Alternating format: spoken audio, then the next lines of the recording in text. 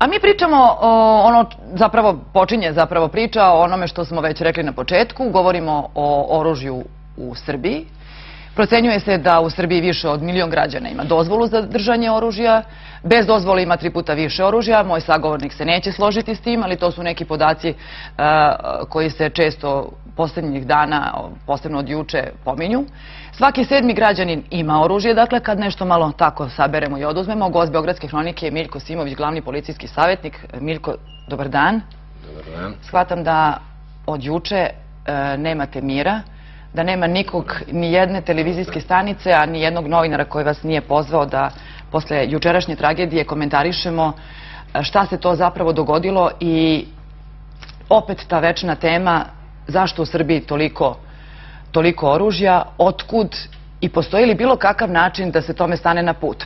Tim pre što govorimo i o zakonu, dakle kad su nam se desile slične situacije, nije ih ni malo ni mnogo, ali su uvek jezive.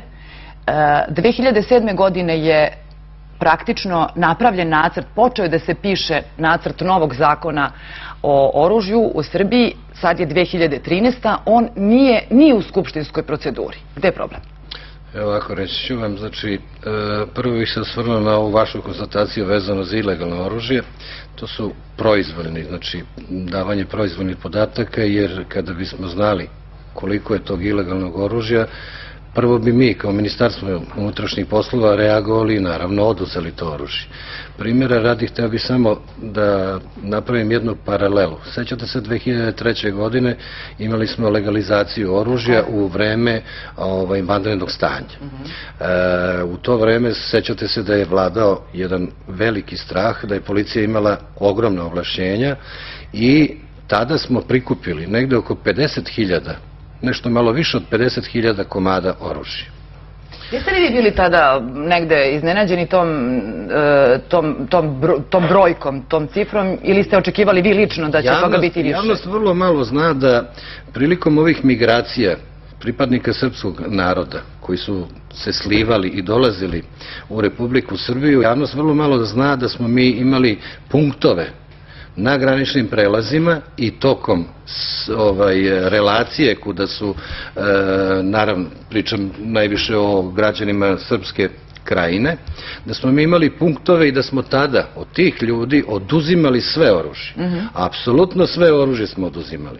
Ja bih hteo da napomenem još jednu stvar, da je Ministarstvo unutrašnjih poslova u zadnjih 7-8 godina uništilo preko 108.000 komada oružja.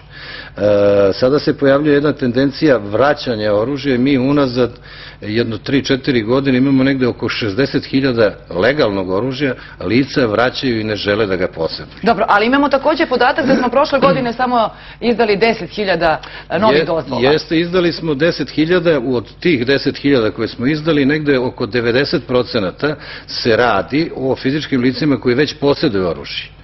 Negde oko 10% su to lica koje prvi put nabavljaju oružje. Ali ja bih hteo samo da dopunim, znači da kažemo da smo oduzeli negde oko 20.000 komada oružja isto od lica koja legalno posjeduju to oružje. Drugim rečima, dakle, ja imam prednost ako imam oružje i ako sam jednom u životu dobila tu dozvolu, ja imam prednost u odnosu na druge. Da li to sada znači da ja mogu da dobijem još nekoliko komada na oružanje? Nemate prednost, nego vi kada posjedujete oružje. Svesni ste da u svakom momentu morate biti besprekorni. Šta to znači? Da ne smete biti osuđeni za jedno krivično delo koje se goni po službenoj dužnosti, pogotovo za krivično delo s elementima nasilja, da ne sme protiv vas biti pokrenuta krivični postupak za krivična dela koje se gone po službenoj dužnosti.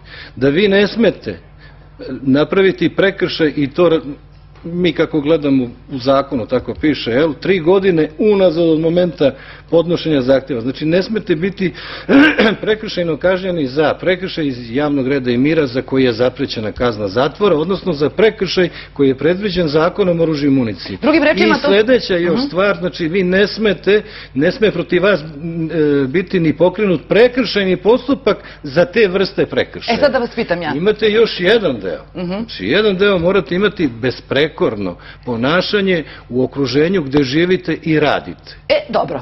Kad ste vi sad meni ovo rekli, onda bi to u ovoj situaciji gde mi sada živimo u Srbiji, u ovoj atmosferi gde jesmo i s ovim informacijama koje često dobijamo i koje skoro svakodnevno objavljujemo da je negde neko nekoga upucao, da smo imali oružanu pljačku ovde, onde. Nema dana kada u Beogradu nije bila, praktično nema dana jedna oružana pljačka samo za proteklih mesec dana, mesec, dva.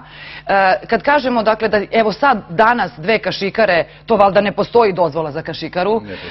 Kad to kažemo i kad vidimo da je to negde palo u nečije dvorište, onda vi kad ovo sada nama pričate, da su tako stroga pravila, da morate biti besprekorni da biste dobili dozvolu. Kako onda objašnjavate to da mi na sve strane, sad kad ovo pričamo, imamo nešto što nimalo ne liči na besprekorno ponašanje građana? Da, mi ćemo sada reći to je nelegalno. To je oružje koje je nelegalno. Ja ću pričati i o legalnom oružju. Znate kako, ja bih iskoristio ponovo priliku, već po ne znam koji put, da pozovem građane da se obrate Ministarstvu unutrašnjih poslova. Vi znate da je ranije bio pozivni broj za Ministarstvo unutrašnjih poslova 92, sad je 192, da kada god primete da je neko zloupotrebio oružje, a zloupotreba oružja, evo, vrlo praktično ću objasniti, vi kada dobijete oružni list za držanje pištolja i revolvera, vi to oružje smete da držite samo u svojoj kući. Onog trenutka kad ste izneli van kuće i ne daj Bože da ste otišli u neki ugostiteljski objekat, istog momenta vi ćete biti procesuirani i protiv vas će biti podneta krivična prijava za neovlašćeno nošenje oružja. Je li se to događa, sad mi recite? Dok mi pričamo, evo, registrovano oružje u Srbiji, videli su i naši gledalci otprilike kako to izgleda u brojkama. Sad ste mi rekli, koliko je takvih prijava bilo? Koliko je uopšte policija, na primjer, evo, od početka ove godine, je bilo prijava i je li bilo krivičnih postupaka? Evo ovako da vam kažem, mi ne pravimo statističke podatke na uzorku od mesec dana. Dobro, na primjer? Ali za 2012. godinu, evo, za 2012. godinu, 2011. na primjer, oduzeto je 14.373 komada oružja. A šta je bilo 2010. 20.926. 2009. 20.191. 2008. 30.000. Sad ja ne mogu da saberem, ali koliko je to, na primjer, u zadnjih 4 godine, više od 100.000, 150.000. Više od 150.000. Šta ću još vam reći? Ali mi dalje imamo 1.180.000, je to mnogo malo?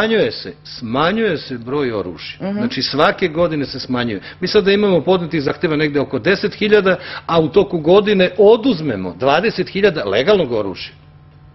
Znate? Razumem. Shvatate, znači smanjuje se broj podnetih zahteva.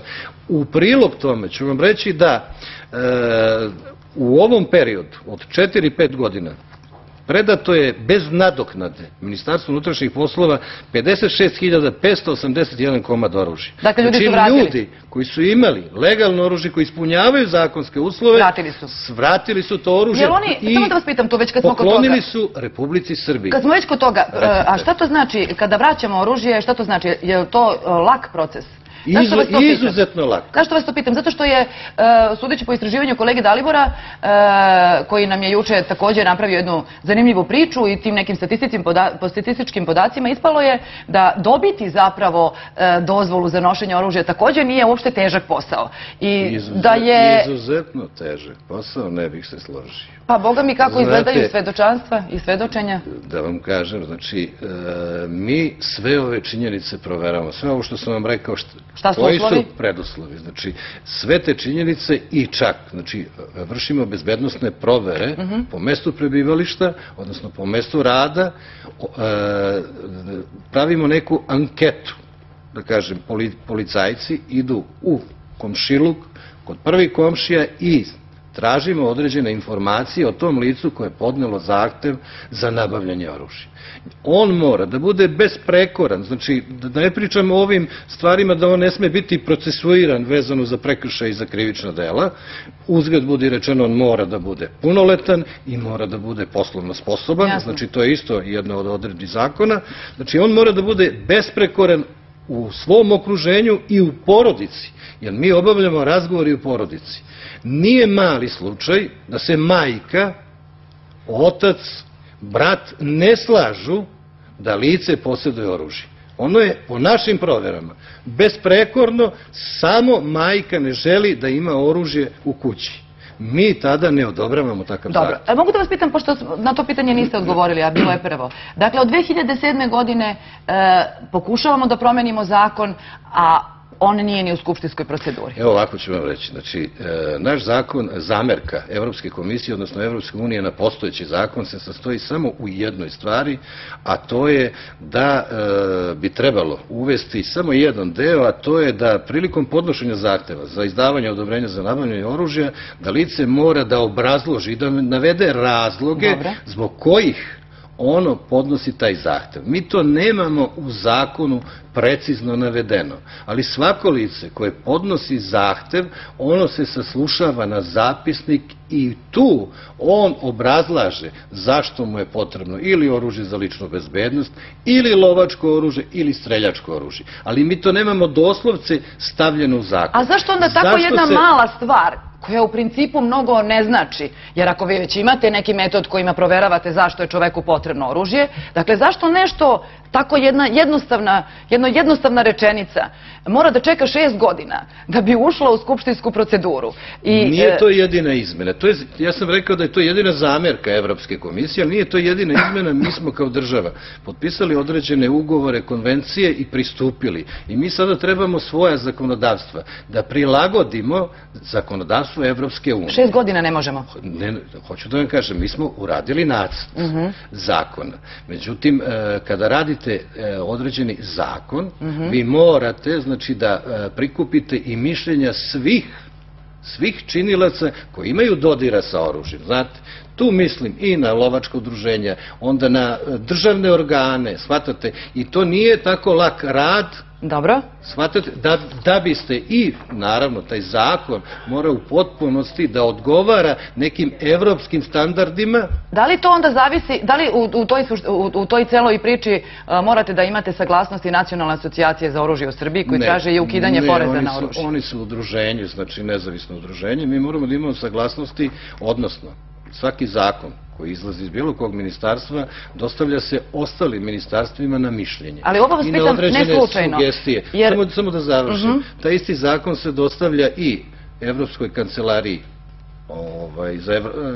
za evropske integracije i zakon, naravno, dostavlja se Odboru za zakonodavstvo u Skupštini Republike Srbije. A šta kaže Nacionalna asocijacija za oružje u Srbiji? To su ljudi, drugim rečima, koji praktično imaju interes da čak i porez bude ukinut na oružje u Srbiji. Zašto to govorim? Zato što je to sasvim normalna jedna pojava, normalna nažalost. U Americi ne može da prođe isti taj zakon da je svaki drugi dan masovni masakr, je li tako? Mi sad pričamo o tome. Sasvim je logično da neko ovde zarađuje novac i na tome, i na prodaji oružja. Jer je to očigledno jedna dobra igračka, posebno u zemljama koje prolaze ovo što mi prolazimo. I računaju na sve nas koji smo prošli ovo što smo prošli, 20 godina unazad. Sjajna zarada, sjajan biznis za one koji s time bave. Prosto pitam vas, da li je moguće da i oni imaju neku svoj udeo u tome što 6 godina taj nacrt nije došao do skupštinskih klupa? Znate kako, imate dosta asocijacija, udruženja koja imaju određene interese vezano za te zakone, znate. Ali mi sve njihove sugestije, naravno oni nama i u pisanom obliku dostavljaju sugestije, mi razmatramo u Ministarstvu unutrašnjih poslova. U Ministarstvu unutrašnjih poslova je napravljena radna grupa koja se bavi izradom nacrta o oružju, znate. I naravno oni u svakom momentu u ministarstvu mogu da dostave svoje predloge, razumete? Sad, pitanje je koliko mi možemo da usvojimo te predloge i koliko su oni ostvarljivi. Dobro, shvatam. Oni takođe mogu sve svoje predloge da pošalju nekim drugim važnim ministarstvima koji takođe moraju da učestvuju u izradi ovog zakona. Očekujete li da će se ovaj zakon naći u skupštinskim klupama do kraja godine? Ja očekujem. Očekujete? I ove godine?